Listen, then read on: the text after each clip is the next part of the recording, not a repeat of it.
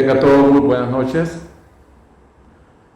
Continuando con lo que es la celebración del Día Universal de la Gnosis, ya desarrollando varios temas, estamos en el penúltimo y por lo tanto vamos a dar paso a lo que es esta conferencia. Realmente hacemos un pequeño homenaje al maestro de su gran obra y al mismo tiempo fomentamos la lectura de sus diferentes libros de esta manera. Este libro en particular, La Revolución de la Dialéctica, como mencionaba la persona que me presentó, es algo muy especial y por lo tanto es merecedor de que nosotros nos tomáramos la molestia de estudiar a profundidad esta obra. Entre los diferentes temas que esta obra, el maestro Samael ha dejado plasmado precisamente, vamos a tocar algunos temas en los cuales el maestro, en una forma científica y hasta poética, nos dice la forma de realizar nuestro trabajo personal. Muy bien, vamos a desarrollar lo que es este valioso tema.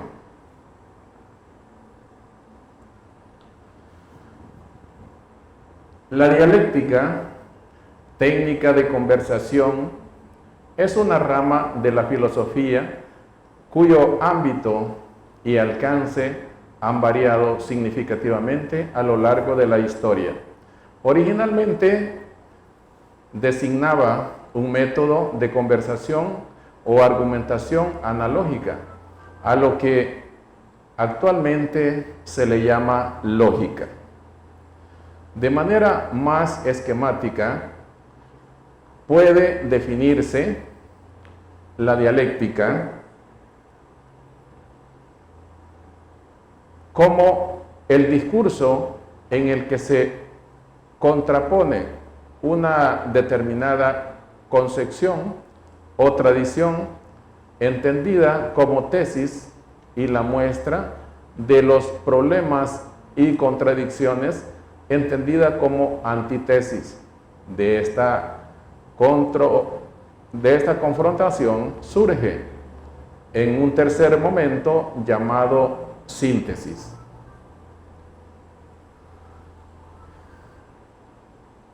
Uno de los temas que podemos encontrar en esta gran obra acerca del monoteísmo, dice: el monoteísmo siempre conduce al antropomorfismo, idolatría, originando por reacción el ateísmo materialista.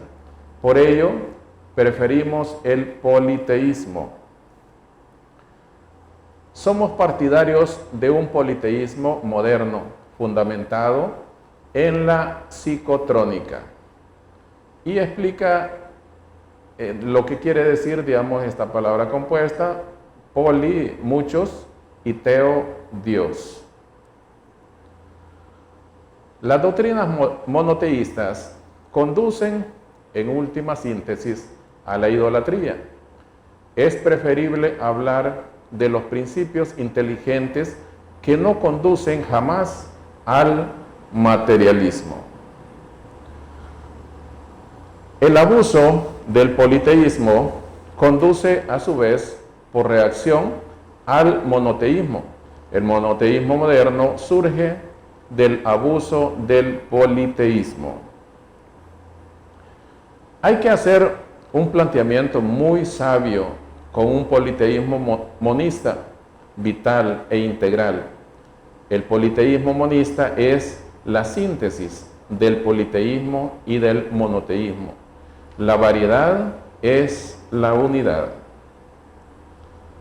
En la era de Acuario, en esta nueva etapa de la revolución de la dialéctica, el politeísmo debe ser esbozado psicológicamente en forma trascendental y además debe ser planteado inteligentemente. En estos tiempos caducos y degenerados se hace necesaria la revolución de la dialéctica, la autodialéctica y una nueva educación. Entre algunos temas que podemos encontrar en esta obra que nos llevan a la reflexión, la esclavitud psicológica. No cabe la menor duda de que estamos al borde de una tercera conflagración mundial y por eso hemos escrito este libro titulado La Revolución de la Dialéctica. Los tiempos han cambiado y estamos iniciando una nueva era entre el augusto tronar del pensamiento. Ahora se hace necesaria una ética revolucionaria basada en una psicología revolucionaria.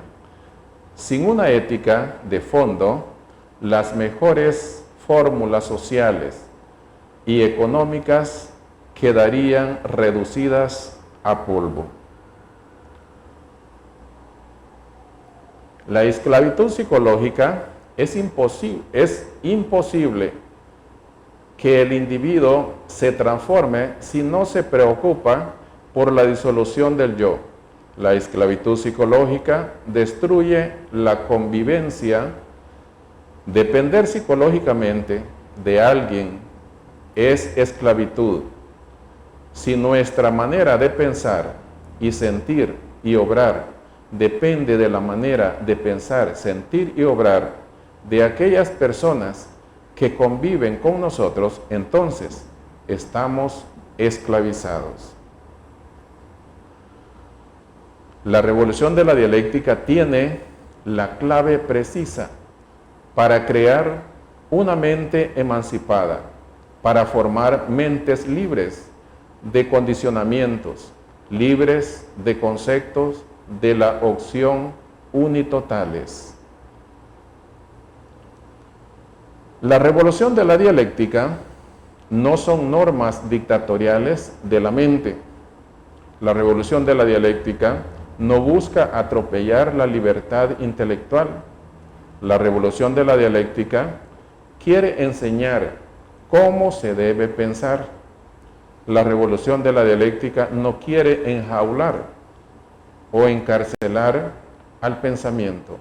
La revolución de la dialéctica quiere la integración de todos los valores del ser humano.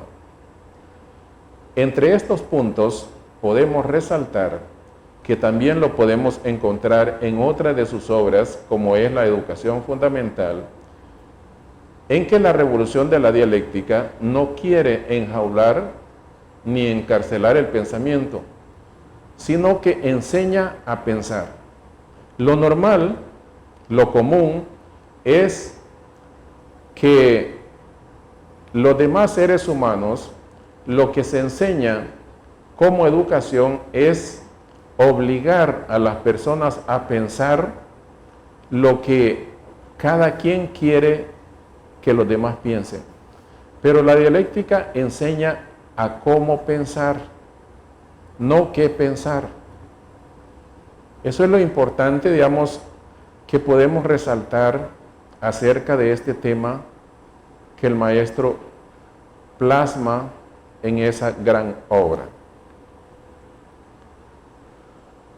Solo la vida intensamente vivida da una sabiduría perdurable, pero la mente, que es la que nos hace cometer los errores, nos impide llegar al anfiteatro de la conciencia cósmica.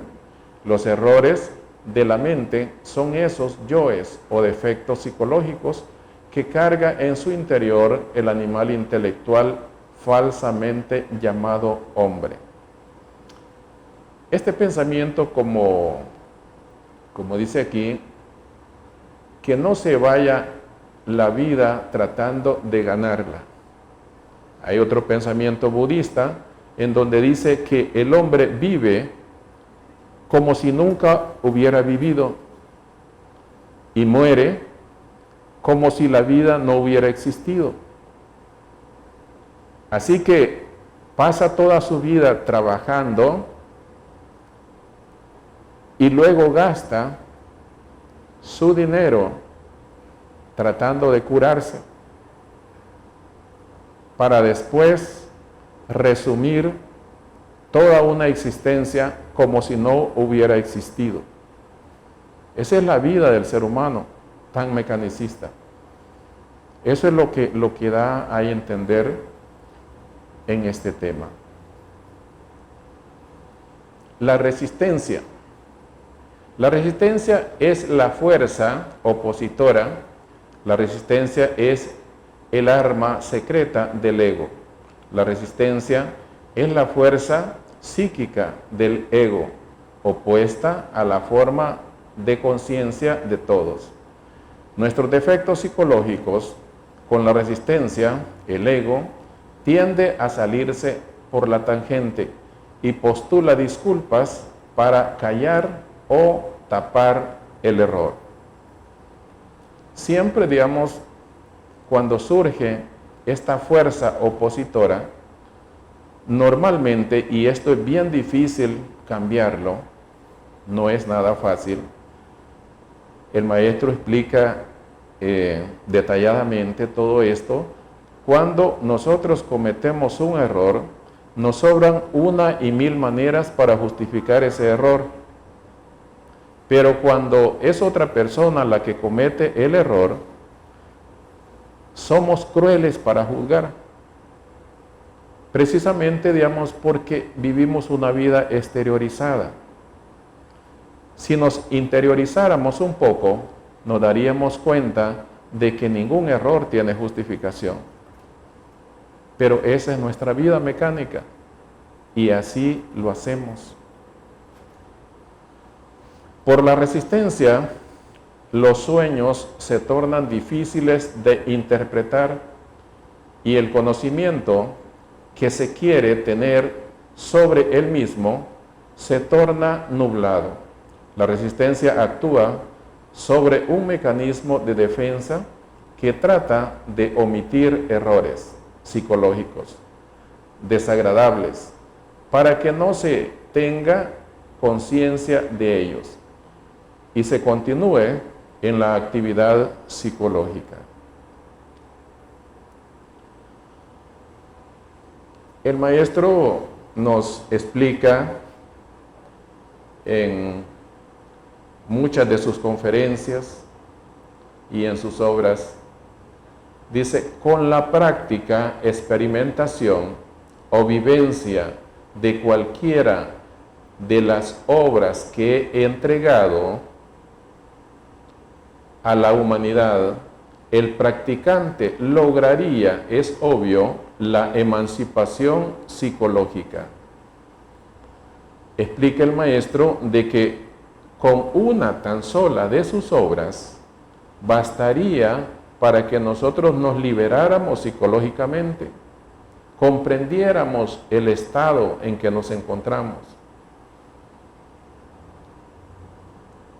Este libro, esta obra, La Revolución de la Dialéctica, es muy profunda y muy explícita en la manera de cómo conocerse a sí mismo, de cómo comprender el estado en que nos encontramos y cómo resolver ese problema.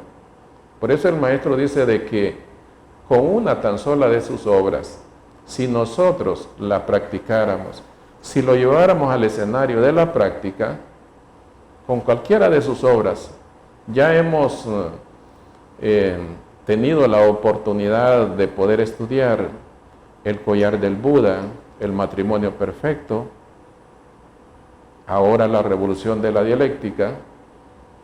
Si nosotros pusiéramos en práctica esta obra o cualquiera de sus obras, nuestra vida cambiaría completamente. Pero, lamentablemente, la práctica es lo más difícil. Podemos teorizar, podemos llevar al mundo mental cualquier teoría, pero hasta ahí no participa la conciencia. Mientras esa teoría que llevamos a la mente no pase a la conciencia, nosotros no hemos comprendido nada. Por eso dice un dicho de que el saber no es la sabiduría. Podemos saber muchas cosas y no comprender ninguna. Entonces, lo que necesitamos es básicamente llevar a la práctica cualquier estudio que hagamos acerca de las obras que el Maestro nos ha dejado. La gente de esta época, caduca y degenerada, carga en su interior un agregado psíquico que es un gran estorbo en el camino de la aniquilación del ego, y este es el derrotismo. Los pensamientos derrotistas incapacitan a las personas para elevar su vida mecanicista a estados superiores. Nosotros, por naturaleza, somos inconstantes. Comenzamos algo y ni cuenta nos damos cuando ya hemos sido derrotados por un defecto, bajo cualquier pretexto. No nos damos cuenta en qué momento surgió la inconstancia. Desapareció en nosotros ese principio de tenacidad. El Maestro Samael da una clave para triunfar y dice dos palabras: paciencia y tenacidad. Paciencia y tenacidad. Es lo que no tenemos. Es por lo que no triunfamos.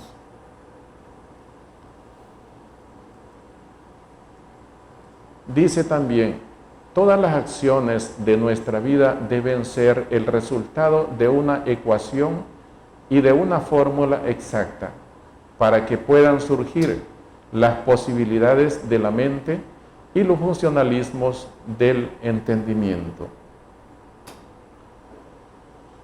En la revolución de la dialéctica, los términos bien y mal no se emplean, como tampoco los de evolución e involución, Dios o religión.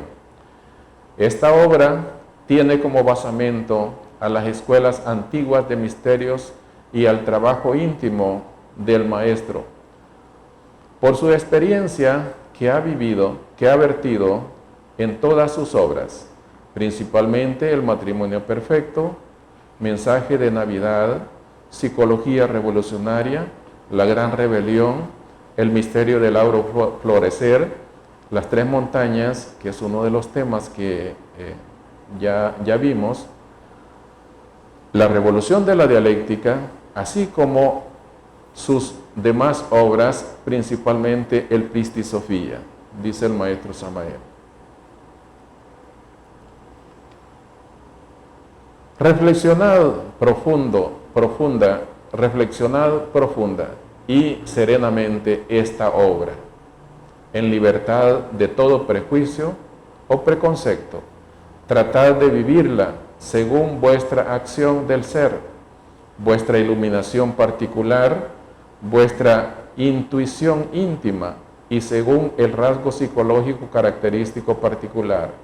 Observad los cambios dinámicos de vuestro propio ser al ir desapareciendo los defectos por medio de la fuerza divina de nuestra Madre Celeste. Aquí en este tema el maestro hace énfasis de una metodología a seguir, volverse realmente serio y practicar cada una de sus obras, o en particular este libro, estudiarlo, haciendo que la conciencia participe, porque como decíamos, si solo lo llevamos al plano mental, pero la conciencia no participa, entonces no hemos comprendido nada. La gnosis es la doctrina que se nos ha entregado por misericordia, y cada persona, digamos, tiene su propia gnosis interior, su propio nivel de gnosis. ¿Qué es la gnosis en cada uno de nosotros? Es aquello que hayamos cristalizado, que hayamos comprendido con nuestra conciencia. Ese es el nivel de gnosis de cada uno de nosotros. Pero si todo lo dejamos en la mente, es como una materia prima que nunca procesamos, entonces nunca vamos a saber el producto. Está ahí la materia prima, sin procesar.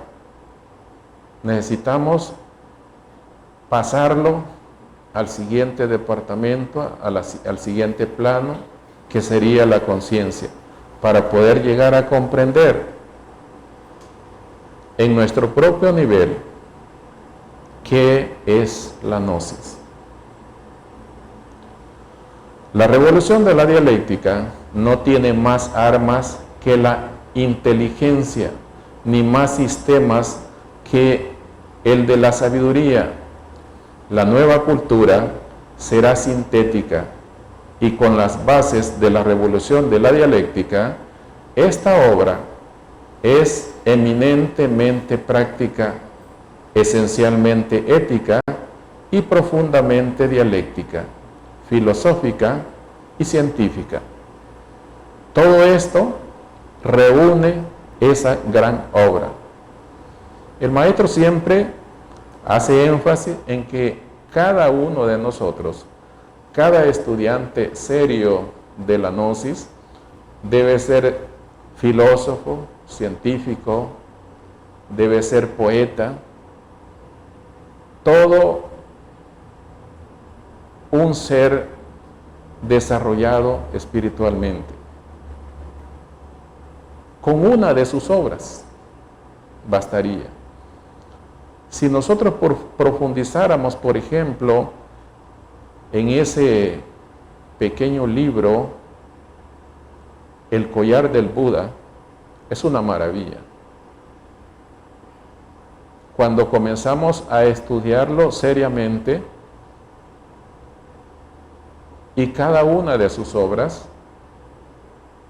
ya no se diga, digamos, lo que es esta obra, lo que es, digamos, el siguiente tema que viene, esa gran obra del Pistis Sophia. Pero realmente el maestro se refiere a algo muy serio.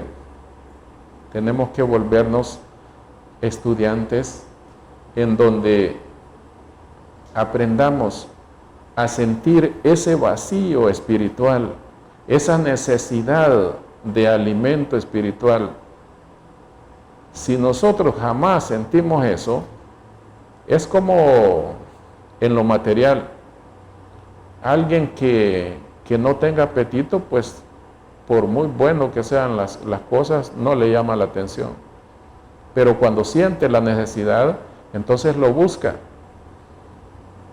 Ahí podemos encontrar en la Biblia aquellas maravillosas frases donde dice: si supieras y conocieras la gran dádiva de Dios, si supieras quién es el que te dice dadme de beber, tú me rogarías. No nos anduvieran rogando, sino nosotros anduviéramos desesperados buscando el alimento espiritual. Pero la necesidad espiritual hay que crearla. Y hay que crearla a través del sacrificio.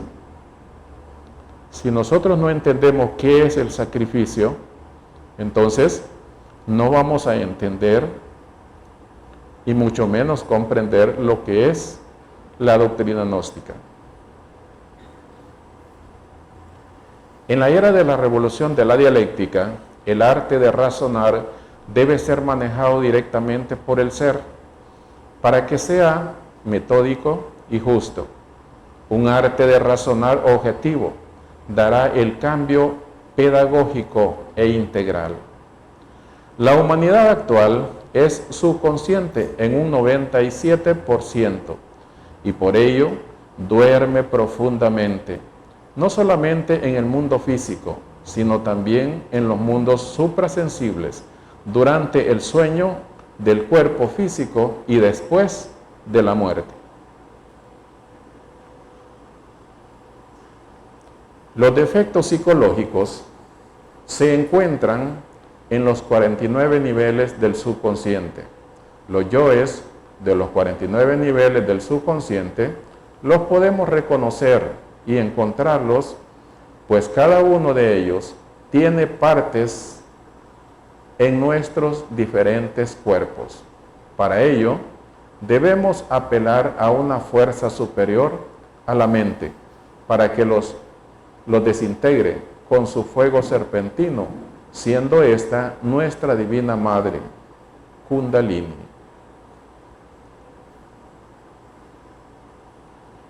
Durante el Satori trabaja la dialéctica de la conciencia. Entonces, todo lo entendemos por intuitos o a través de palabras o de figuras simbólicas. Es el lenguaje de las parábolas del Evangelio crístico, el lenguaje vivo de la conciencia superlativa del ser. Solamente la madre, Kundalini, de los misterios indostanes, conoce los 49 niveles del subconsciente. Los defectos psicológicos estudiados no forman parte de nuestro ser. Después de haber estudiado el defecto psicológico a través de la meditación, se le suplica a Ram Iyo, la madre Kundalini, para que lo desintegre después de haberlo estudiado. Esto quiere decir en la meditación. Por medio del intelecto y de la reflexión no podemos llegar a ver un defecto en la mente. Allí quedan todos estancados, puesto que desconocemos los otros 7 cuerpos de la mente, en donde el ego tiene su guarida. La mente, el intelecto, la razón, todas las formas más subjetivas con que trabaja el ser humano jamás pueden llegar a los profundos niveles del subconsciente, donde el ego desarrolla continuamente sus películas que adormecen nuestra conciencia.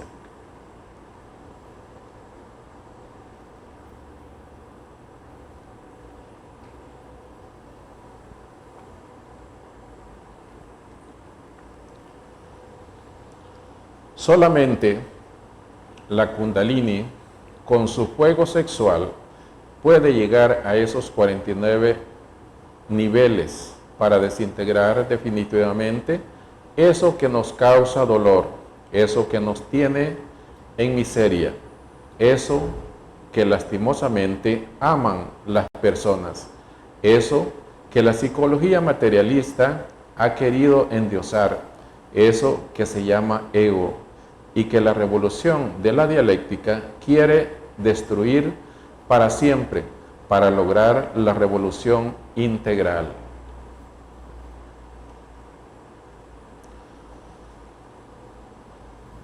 La revolución de la meditación es parte, digamos, de lo que es esta gran obra de la revolución de la dialéctica. Ahí podemos encontrar ampliamente la explicación a todos estos temas. La técnica de la meditación nos permite llegar hasta las alturas de la iluminación y de la revolución de la dialéctica. Debemos distinguir entre una mente que está quieta y una mente que está aquietada, a la fuerza. Es necesario acabar con las modificaciones del principio pensante durante la meditación. Cuando el principio pensante queda bajo nuestro control, la iluminación adviene a nosotros espontáneamente. Esto es realmente un gran misterio para nosotros, en tanto ni siquiera hayamos llegado al control de nuestro cuerpo físico. Todo esto tiene un proceso. Hablamos de lo que es la desintegración de los defectos, de la comprensión de los 49 niveles de la mente a través de la meditación, pero se hace necesario de que nosotros aprendamos el proceso de la meditación. Primero, control total de nuestro cuerpo físico. Ningún movimiento debe de existir. Si nosotros todavía no logramos el control del cuerpo físico, ya de por sí, solamente si lográramos el control del cuerpo físico, esto ya tiene sus ventajas. Porque el ego, cada uno de nuestros defectos, necesita el control de la máquina. Cuando nosotros tomamos el control, cuando nosotros logramos relajar el cuerpo físico, el ego prácticamente pierde el control. Ya no puede hacer nada. Entonces es cuando comenzamos a sentir cierta sensación de felicidad, de paz interior, porque quien causa el sufrimiento son los defectos. Y si ellos no están en acción, entonces comenzamos a saborear, digamos, lo que es precisamente la paz interior. Mientras ellos estén activos, o sea, siempre van a estar provocando el sufrimiento de cada uno de nosotros. Por eso es importante, digamos, que comprendamos el proceso, los pasos de la meditación. Y casi en todas sus obras el maestro da este proceso. Pero por eso digo, si nosotros leemos un libro, pero no lo estudiamos, que es algo totalmente diferente, podemos leer como cualquier otra cosa, pero estudiar se requiere, digamos, principalmente atención, concentración. La conciencia tiene que estar ahí, en lo que estamos haciendo. No es cualquier cosa en ese instante. Entonces, esto que dice acá es bien importante que aprendamos el proceso, primeramente dominio total del cuerpo físico, si queremos aprender a meditar. Luego vienen los siguientes pasos, pero nosotros queremos saltar. Y el maestro Samael dice, la naturaleza no da saltos. Nosotros queremos brincar, digamos, hasta el vacío iluminador de un solo. Eso no es posible. No se puede. Es un proceso ordenado. Cada paso, digamos, tiene su sacrificio. De lo contrario, podemos pasar 1000 años en una existencia y no conseguir nada. Así pues, dice, Dios está tan cerca del hombre que lo único que lo separa es la mente. El siguiente paso, digamos, después del dominio total del cuerpo físico, es la mente. La libertad de la que habla la Biblia, conoceréis la verdad y la verdad os hará libres, es precisamente el dominio de los tres cerebros, pero pasando primero por el dominio total del cuerpo físico y luego la mente. Si no logramos el control mental, el silencio de la mente, jamás conoceremos y mucho menos comprenderemos algo acerca de la verdad. Es algo que no se puede hacer de otra forma. Es el único camino en donde la conciencia despierta momentáneamente y en ese instante todas las dudas que nosotros nos puedan haber surgido durante toda una existencia se pueden llegar a comprender ahí en ese instante. De lo contrario, no podemos comprender nada, porque solo en ausencia del ego, si el ego son las tinieblas, mientras existan las tinieblas, jamás vamos a conocer la luz. La verdad no se puede.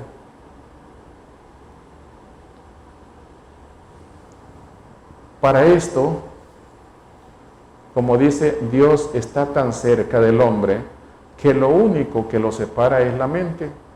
Debemos de pasar por la relajación, la concentración, para luego llegar al éxtasis, al satori. Esas son palabras mayores. Son palabras que conocen muy bien los atletas de la meditación. Cuando estamos comenzando, o sea, nosotros nos enfrentamos a un montón de resistencias que debemos de ir venciendo poco a poco. El cuerpo mismo, o sea, debemos de vencer muchas resistencias. Cuando la mente queda quieta y en el más profundo silencio, es el instante en el que la esencia, el alma, se escapa para experimentar lo real. Antes no. Debemos de llegar a ese punto, a ese estado, a ese nivel. Si realmente queremos experimentar lo real, debemos de aprender cómo poner nuestra mente en paz, en silencio, para llegar a conocer eso que se le llama lo real.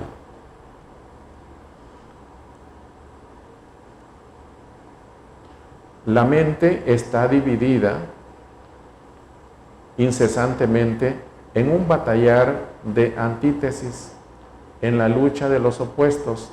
Una mente así, dividida, no puede experimentar la verdad. Es lo que sucede cuando nosotros intentamos poner nuestra mente en paz. De hecho, para comenzar debemos de conocernos a sí mismos, cómo es que funcionamos, porque el cerebro, digamos, tiene varias características que debemos comprender para que no nos estorbe. Y el cerebro trata la manera de mantener el cuerpo vivo. Cuando nosotros comenzamos a relajarnos, él asume que nos estamos muriendo. Entonces, los pensamientos es la reacción natural para mantenerlo vivo. Entonces, de esa forma, si no vencemos esa resistencia, no vamos a poder pasar de ahí. Y eso es precisamente aprender a conocerse a uno mismo. Es necesario comprender la necesidad de la experiencia directa o de lo real. Es necesario que los hermanos se entrenen ciertamente en meditación. Solamente es posible llegar a la experiencia de la verdad a través de la técnica de la meditación. Solo en ausencia de la mente podemos nosotros vivenciar lo real. Quiero repetir esta línea que me parece muy interesante, donde dice: solamente es posible llegar a la experiencia de la verdad a través de la meditación. Mientras la mente está activa, la conciencia está pasiva, no puede manifestarse. Cuando la mente queda en paz y en silencio, se activa el Buddhata. Aparece el genio y entonces es cuando nosotros podemos aprovechar y conocer lo real. Mientras no se llegue, mientras no se comprenda esos procesos, es imposible. Podemos pasar 100 años tratando y no vamos a experimentar nada. La quietud y el silencio, eso es lo que se quiere durante la meditación. Precisamente eso, porque cuando la mente está quieta, cuando la mente está en silencio, adviene lo nuevo. Así penetramos en el vacío iluminador. Así el vacío iluminador hará irrupción en nosotros. Y moviéndonos en el vacío iluminador, logramos conocer las leyes de la naturaleza en sí mismas, tal cual son, y no como aparentemente son. Es muy lamentable de que, a pesar, digamos, que nosotros conocemos teóricamente esta doctrina, nuestra personalidad continúa en una forma fija. Continuamos siendo lo que antes éramos. Y a veces hasta nos sentimos orgullosos de ser como somos. Hay personas de que en una forma espontánea dicen: yo así soy y a mí nadie me va a cambiar. Entonces, de esa manera, por mucho que lea los libros, o sea, pero como no hay la práctica, que es lo que se necesita, entonces en un momento dado asume una actitud, digamos, como que si de verdad quisiera desarrollarse espiritualmente, pero luego vuelve a actuar, digamos, como realmente es. Una forma rígida, mecánica. No hay manera, digamos, de cambiar a esa persona. Y eso tenemos que verlo en las cosas más sencillas, en el diario vivir, en la convivencia diaria de cada persona. Ahí cada quien puede hacer su propio examen, su propia autorreflexión. El samadhi se produce debido a que las energías creadoras, fluyendo desde afuera hacia adentro, impregnan a la conciencia y terminan por hacerla abandonar al ego y al cuerpo. En la meditación se debe combinar inteligentemente la concentración con el sueño. Sueño y concentración mezclados producen iluminación. Este es una especie de somnolencia. Al principio no dominamos la técnica y nos domina el sueño, pero aquí dice de que es una combinación de sueño y concentración para llegar a la iluminación. Para eso se necesita un entrenamiento, se necesita practicar. Acerca de esto, el maestro Samael dice: yo les aconsejo a los estudiantes una buena dosis de meditación diaria. Claro de que todo es así como un atleta. Si nosotros de repente nos da por salir a correr un día, hay alguien que dice, voy a hacer ejercicio porque he subido de peso, entonces sale a correr un día, pero luego como la paciencia y la tenacidad no la tiene, entonces lo único que hace es que termina rendido al siguiente día, pero no logra nada. Entonces, si nosotros nos sentamos a relajarnos un día y luego dentro de un mes, dentro de 3 meses, pues es obvio que no vamos a lograr nada. Ese es un hecho. Porque tiene que convertirse en un diario vivir, en una forma de vida, si queremos lograr algo. Todo es así. En este mundo tridimensional de Euclides, solo se conocen causas y efectos mecánicos, mas no las leyes naturales en sí mismas. Mas en el vacío iluminador, ellas son ante nosotros como realmente son. Percibimos en ese estado, con la esencia, con los sentidos superlativos del ser, las cosas en sí, tal cual son, mientras nos hallamos así sumergidos dentro del gran vacío iluminador. Podríamos escuchar la voz del Padre que está en secreto.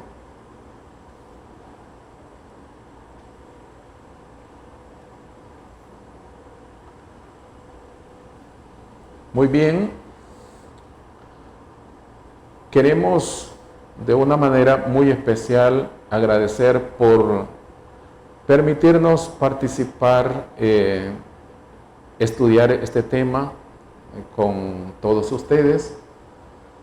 Una obra tan maravillosa como es La Revolución de la Dialéctica, en el marco de la celebración del Día Universal de la Gnosis. Agradecer en una forma muy profunda a nuestros maestros que han tenido la misericordia de traernos esta doctrina y dejarnos ese inmenso legado en todas sus obras.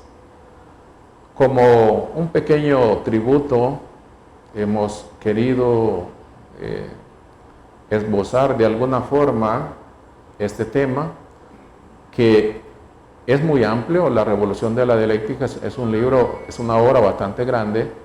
Entonces, apenas hemos tocado algunos temas. Si ustedes quieren profundizar, digamos, pues debemos de, los que no tenemos los libros, pues adquirirlos y estudiarlos a profundidad. No solamente leerlos, sino estudiarlos. Y de esa manera poder llegar a percibir dentro de cada uno de nosotros el verbo del maestro Samael. Sea para ellos, pues, el maestro Litelantes y la venerable maestra, la maestra Litelantes y el venerable maestro Samael, sea para ellos la honra y la gloria. Aplausos para ellos.